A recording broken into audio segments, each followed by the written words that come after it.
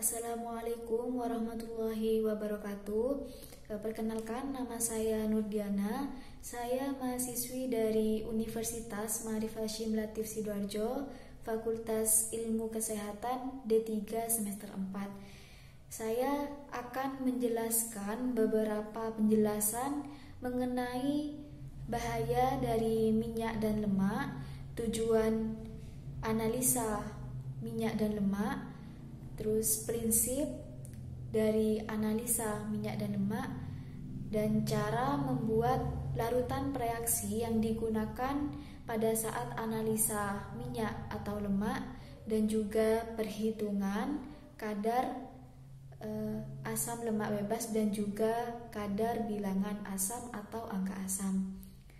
Nah, pada video sebelumnya saya sudah menjelaskan tentang analisa bilangan penyabunan pada minyak. Sekarang saya akan menjelaskan mengenai analisa bilangan asam dan juga asam lemak bebas pada minyak. Yang pertama, saya akan menjelaskan mengenai bahaya dari minyak dan lemak. Adanya asam lemak bebas pada minyak ataupun lemak dalam kadar yang tinggi itu dapat menjadi racun bagi tubuh dikarenakan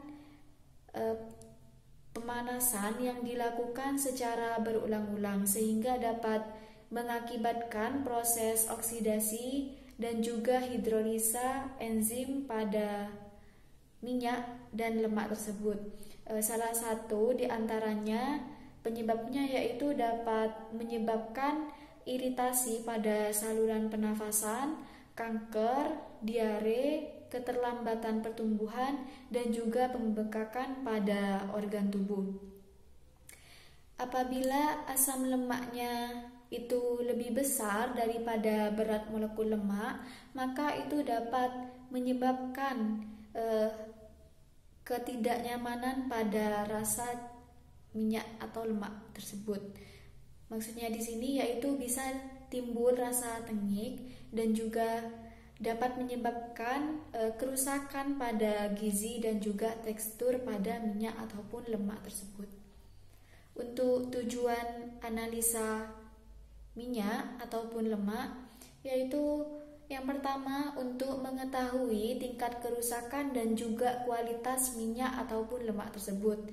Yang kedua yaitu untuk mengetahui besar rendahnya kadar bilangan asam atau angka asam, dan juga untuk mengetahui kadar asam lemak bebas yang ada pada minyak ataupun lemak tersebut. Dan selanjutnya saya akan menjelaskan cara membuat larutan preaksi yang digunakan pada analisa bilangan yang digunakan pada analisa minyak dan lemak ini. Larutan preaksi yang digunakan ada 3. Yang pertama yaitu etanol 95% netral, yang kedua yaitu indikator PP 1%, dan yang ketiga yaitu larutan KUH 0,51 N. Yang pertama, saya akan menjelaskan pembuatan larutan etanol 95%. Jadi, untuk membuat larutan etanol 95% ini, kita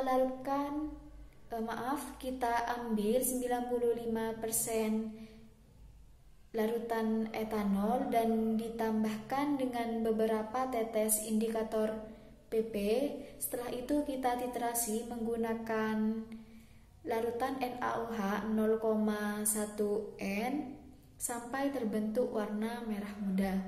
Yang kedua, untuk membuat larutan PP atau fenolftalin 1% dalam etanol 95%. Caranya, kita timbang sebanyak 1 gram senyawa PP atau fenolftalin. Setelah itu kita larutkan menggunakan etanol 95%. Setelah larut, kita masukkan ke dalam labu ukur 100 ml dan dietkan sampai tanda batas menggunakan etanol 95%. Dan larutan yang ketiga yaitu cara membuat larutan KOH 0,1 N. Cara membuatnya yaitu kita timbang sebanyak 5,611 gram senyawa KOH. Setelah itu kita larutkan menggunakan Aquades, dan setelah larut kita masukkan ke dalam lampu ukur 1000 ml, dietkan sampai tanda batas menggunakan Aquades.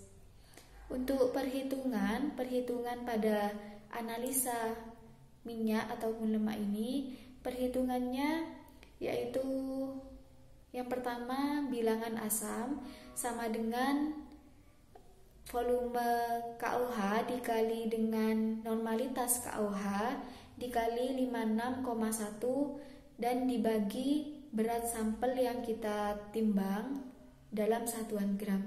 Untuk perhitungan asam lemak bebasnya yaitu persen asam lemak bebas sama dengan volume KOH dikali normalitas KOH dikali dengan berat molekul asam lemak bebas dan dibagi dengan berat sampel yang dianalisa atau yang ditimbang dalam satuan gram. Nah, untuk prinsipnya, prinsip analisa minyak ini yaitu banyaknya miligram KOH yang dipergunakan untuk menetralkan asam lemak bebas dalam sampel minyak. Jadi seperti itu. Sekian dari penjelasan saya, kurang lebihnya mohon maaf. Wassalamualaikum warahmatullahi wabarakatuh.